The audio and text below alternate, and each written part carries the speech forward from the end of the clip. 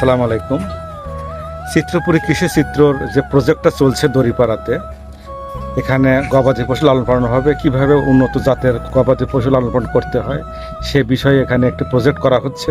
চলুন দেখে আসি তার কার্যকলাপ, এখানে কী কাজ করছে এবং ভবিষ্যতে কী করবে। চলুন আপনাদেরকে দেখাবো আজকের সেই চিত্রপুরীর কৃষি চিত্র।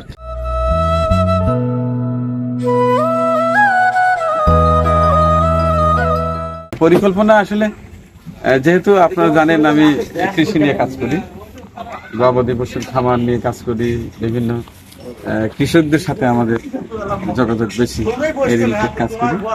তো নিজের যদি প্র্যাকটিক্যালি কিছু না থাকে তাহলে কিন্তু হয় না। মানে নিজে প্র্যাকটিক্যালি কাজ করলে হয় কি, কিছু সরাসরি বোঝার একটা বিষয় আছে। যেমন লেখাপড়া পরে শিখে একটা জিনিস করা আর হাতে কলমে কিন্তু আসলে অনেকটা।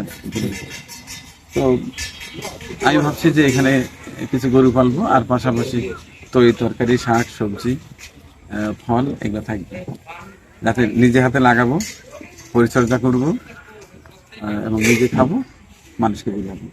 সুন্দর, আমরা পাবো। হ্যাঁ অবশ্যই, কারণ এখানে তো ছোট্ট জায়গা, এটা বলতে পারেন পরীক্ষামূলক। এটা আরো পরিকল্পনা আছে, বড় কিছু করা, রিসার্চ হবে এখানে যে কিভাবে একটা পেঁপে গাছ থেকে ভালো ফলন পাওয়া যায়। এই যে যেমন দেখলেন যে এখানে আমি গোবর দিচ্ছি, নিচু জায়গা তো পর্যায়ক্রমে উঁচু করবো, ওই জৈব সার দিয়ে মাটি তৈরি করছি। আর এইখানে একটা চমৎকার শেড হবে, এখানে 10-20টা গরু থাকবে এবং একটু খোলামেলা ভাবে থাকবে। কারণ অনেকেই যারা গরুর খামার করে কেমন একটা কনজাস্টেড এরিয়ার মধ্যে, দরজা জানালা কিছু নাই, টোটালটা বেড়া দিয়ে একেবারে গুহার মধ্যে রাখে। কিন্তু আমরা তো বুঝাই যে দড়ি মুক্ত গরু, অর্থাৎ আলো বাতাস, হ্যাঁ আলো বাতাস দরকার, দড়ি ছাড়া গরু। আমি এখানে একটু দড়ি ছাড়া গরু পালন।